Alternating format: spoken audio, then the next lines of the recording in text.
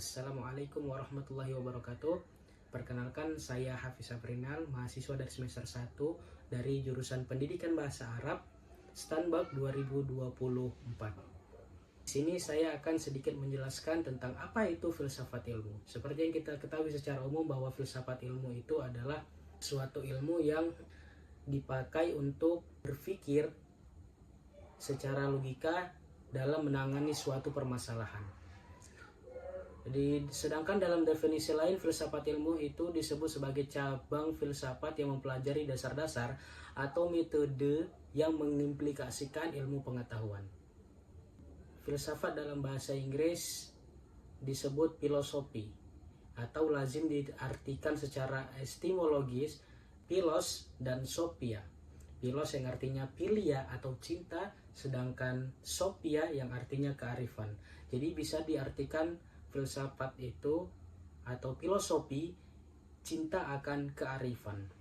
Nah, menurut pengertiannya yang semula dari zaman Yunani kuno, filsafat berarti cinta akan kearifan, cinta kearifan atau cenderung kepada kebijaksanaan. Nah, dari filsafat ini tidak mungkin lepas dari yang namanya tokoh para filsuf. Nah, salah satu dari mereka yaitu yang paling terkenal mungkin di kalangan kita adalah Aristoteles. Kemudian ada yang lainnya seperti Bertrand Russell dan Karl Popper.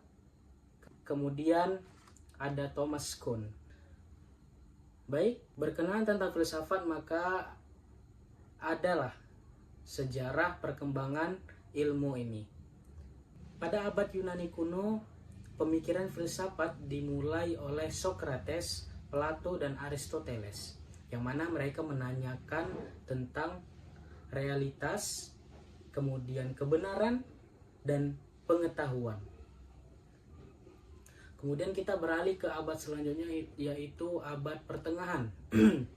Di mana abad pertengahan ini ada Thomas Aquinas yang mengintegrasikan filsafat dengan teologi. Nah, berhubungan dengan teologi, di sini juga peran agama itu sangat dominan. Salah satunya adalah agama Islam. Salah satu tokoh yang paling terkenal yang disebut sebagai bapak kedua setelah Aristoteles itu adalah Al-Farabi, yang mana beliau juga berkecimpung di dunia filsafat ini. Kemudian ada tokoh yang lain seperti Ibnu Sina, Imam Al-Ghazali, Imam Abu Hanifah, dan yang lain sebagainya. Kemudian kepada abad era modern ada tokoh yang bernama René Descartes yang memperkenalkan metode keraguan dalam mencari kebenaran ilmiah. Kemudian ada juga tokoh lainnya yaitu Immanuel Kant yang menyusun kritik terhadap batas-batas ilmu. Tentu saja ini juga masih dalam koridor filsafat. Kemudian yang terakhir itu adalah masa kontemporer, yaitu masa saat ini. Salah satu tokohnya itu adalah Thomas Kuhn yang memperkenalkan konsep paradigma dalam ilmu. Kemudian kita akan membahas tentang cabang-cabang filsafat. Yang pertama itu adalah epistemologi atau teori pengetahuan. Epistemologi ini mempelajari sumber atau struktur dan batasan pengetahuan pada ilmu filsafat. Kemudian yang kedua ada logika, yang mana logika ini adalah studi atau mempelajari tentang prinsip-prinsip berpikir secara yang benar.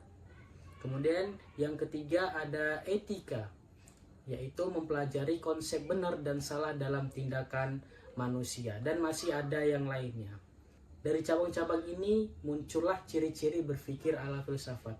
Beberapa diantaranya yaitu kritis atau selalu mempertanyakan ke sesuatu hal tanpa menelannya begitu saja.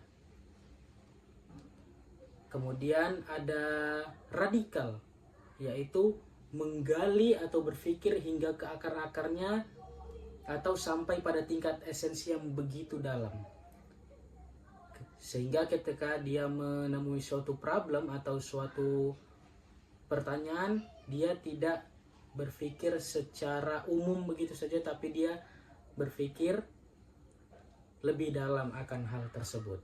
Masih ada ciri-ciri berpikir ala filsafat yang lainnya.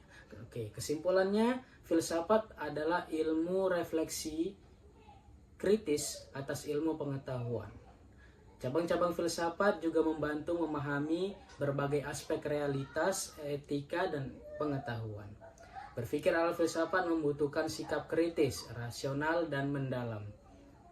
Artinya ketika kita ingin memiliki sifat daripada ciri-ciri ala filsuf atau filsafat, maka kita harus bersikap kritis, rasional, dan mendalam.